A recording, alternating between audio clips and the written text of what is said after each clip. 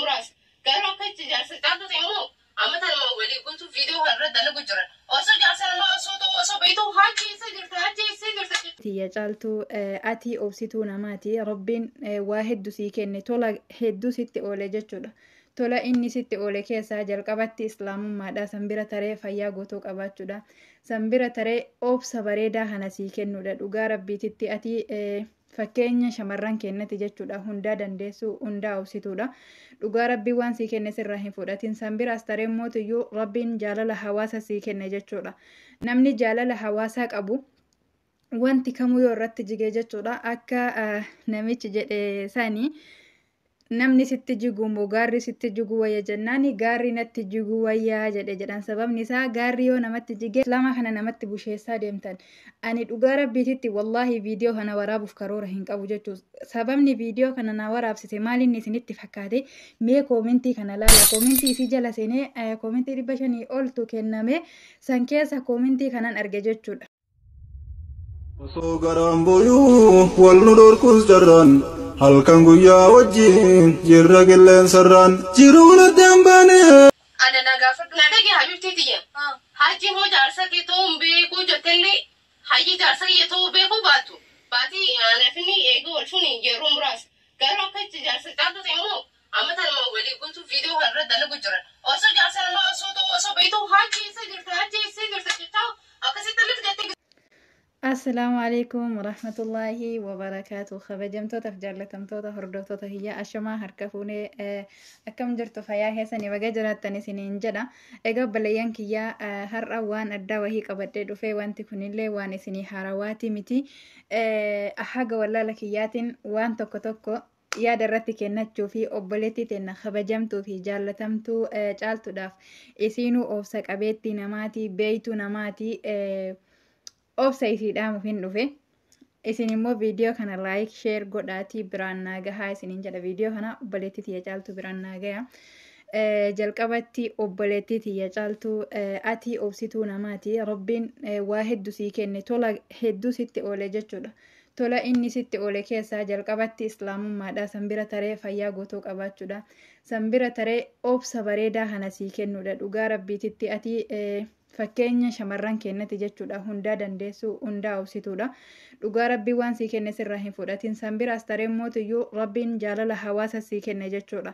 Namni jaalala hawaasaa qabu wanti kamuu yoo irratti jige jechuudha. Akka namichi jedhe sanii namni sitti jigu moo gaarri sitti jigu wayya jennaani gaarri natti jigu wayyaa jedhan sababni isaa gaarri yoo namatti jige namatu namarraa kaasa namni yoo namatti jige immoo namni namarraan kaasu jechuudha. Kanaafi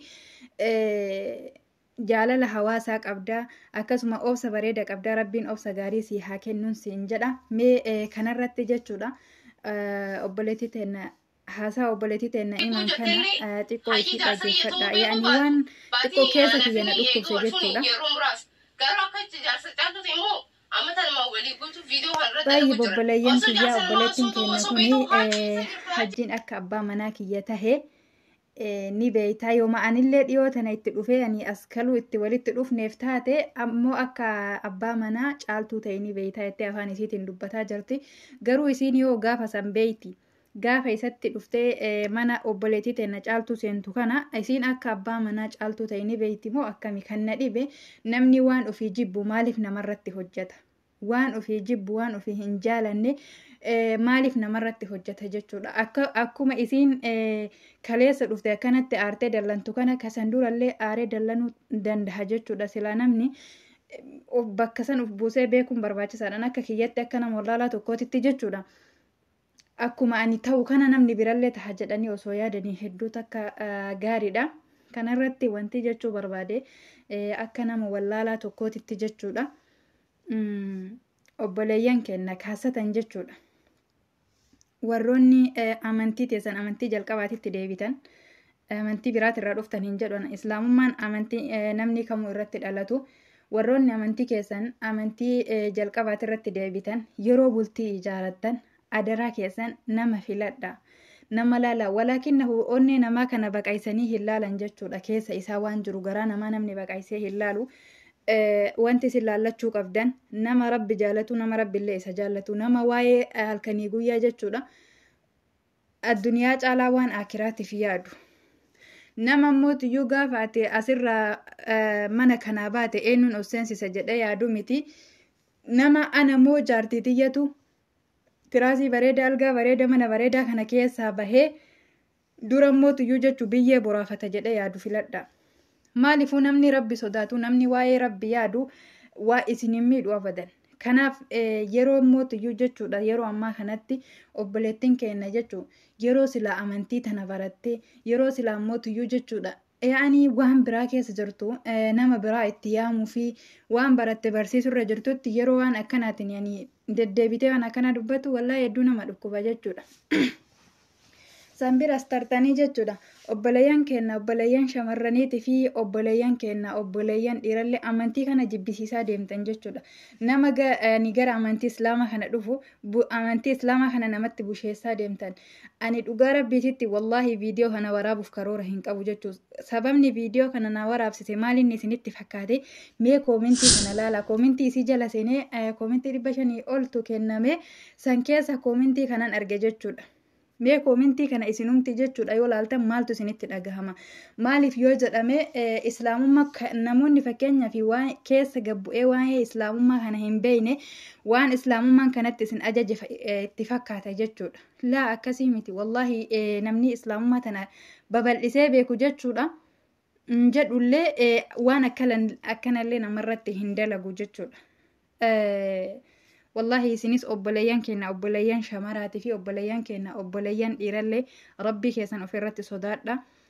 Qalbii namaa hin cabsina. Sanbira tartanii immoo amantii tana namatti hin busheessina. Amantii tana namatti hin busheessina.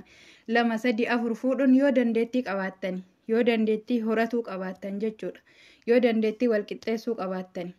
Dubartiin tamuu jechuudha Aishaa hin caalle radiyallahu anha isirratti isituma saanuun irratti fuudhame walaakinnahu haqa isii yoo eeydan jechuudha. Garuu immoo tuyyuu akkuma fedhe akkana yaani kaan buusee kaan seesisaa yaani an akka kiyyatti baay'ee takkanatti dhagahame.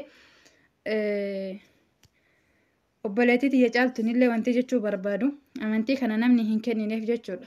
Rabbitu kenneef. Rabbiin qabeenya abbaa namiifuu ni kenna jechuudha. Walaakinnahu diin kana nama hundaa hin kennu abbaa fi jaallatee kenna. Wanti isin jechuu barbaadu yaani kun dhugaa sitti hin fakkaatini. Wantoonni ilmi namaa hojjetu wallaahi dhuma viidiyoo isii irratti jechuudha. Dubbiin caaltuun dubbatte hedduu keessa kiyya kana dhukkubse jechuudha. Bar waan hagamuu yaani jireenya diqiyyuu jiraannuuf jecha waan hamaa dalaguu hin qabnu badii dalaguu hin qabnu balleessuu hin qabnu jette jechuudha. Mee viidiyoo isii dhageeffadha.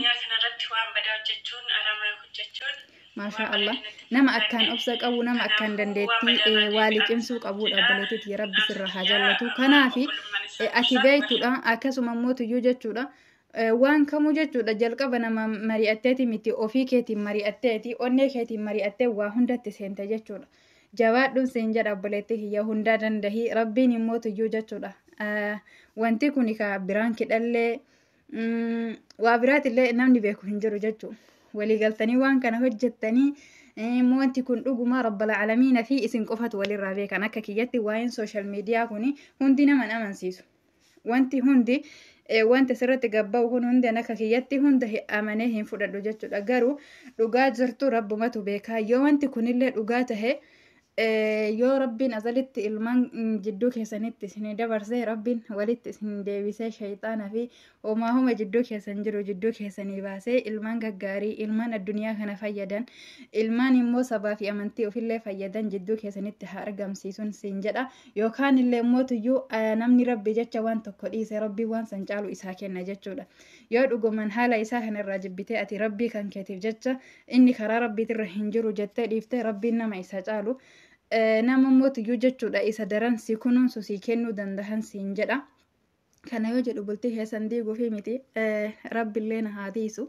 Rabbiin waan immoo tuyyuu har'a dubbannee dubbii tana boritti seenuuf na afaan kenna hin baasini. Ani ilaalcha akka ammaatittiin jedhe jechuudha. Kanaafi rabbiin bultii teessan immoo tuyyuu haa tolchuun siin jedha obboleettii tiyya caaltuu obsa qabeetti namaa jabduu namaa jabaadhuun isiniin jedha. Warroonni immoo caaltuu wareersitan adaraa keessan adaraa hin wareersinan isiniin jedha. Adaraa bultii namaa keessa harka hin naqatina. bultiin hin ulfaatti ofumaa keessaniifuu jechuudha wallaa akkuma ofii keessanii waan hin taane jibbitanitti namaafillee namni sunillee hin jaalatu namni sun akkuma ni hinaafu kakaleessa oseenii kinootuu hinaafa jira miti kan immoo tuyyuu mana isaa akkuma isin jette meeshaa isii keessatti jechuu osoo huma takkaayyuu itti hin dabalin waan isin itti ta'abdee bittee manatti walitti qabde keessatti akkana wal fixuun immoo isinumaafuyyuu gaarii mitiin isiniin jedha obboleeyyan tiyya rabbiin isinii fi anallee haqa jeelchuu dalagaa gaggaarii nu haa laaffisu hiree gaarii isinii haa baasun isiniin jedha obboleeyyan kenna yoo kun hundi dhugama hiree wahiitiif taate ani maadirii ani dhugama itti heerumuuf yoo akkana godhataa jirtanillee taate rabbii isinii haa laaffisuun isiniin jedha namni otoo bultii qabaatee bultii namaatitti hin seenu rabbi bultii gaarii isinitti haa ijaaruun isiniin jedha mootiyyuu isinirratti haasa'uu kiyyaaf isinirratti dubbachuu kiyyaaf dhiifama naa godhan isiniin jedha obboleeyyan hordoftoonni kiyyallee wanti an balleessa jiraate akkana gorsitan kabajaaf jaalalaan isin gaafadha jechuudha gorsa keessan immoo hin fudhadha baarakallahu fiikum akkuma dura isiniin jedha yeroo filattan hojja namaatiin nama hin filatina bareedumsa namaatiin nama hin filatina nama diin isaatiin filadha obsa isaatiin filadha kabaja inni rabbii isaatii qabu namni obboleeyyan keenya yeroo ammaa kanatti jechuudha namni ilma nama duratti waan hin taane dalaguu rabbi silaa hin arga walaakinnahu akka ilma namaa kanatti fuuldura isaa dhaabbatee rabbiin na arga jedhee hin yaadu namni sun namni nama hin saalfanne rabbi hin saalfatu namallee saalfatee rabbillee saalfatu namaa fi rabbi birattillee kabaja qabu filadhaan isiniin jedha rabbiin bultii gaarii hiree gaarii isinii haa kennu isiniin jedha waan balleesseef dhiifama assalaamu alaykum warahmatullaahi wabarakaatu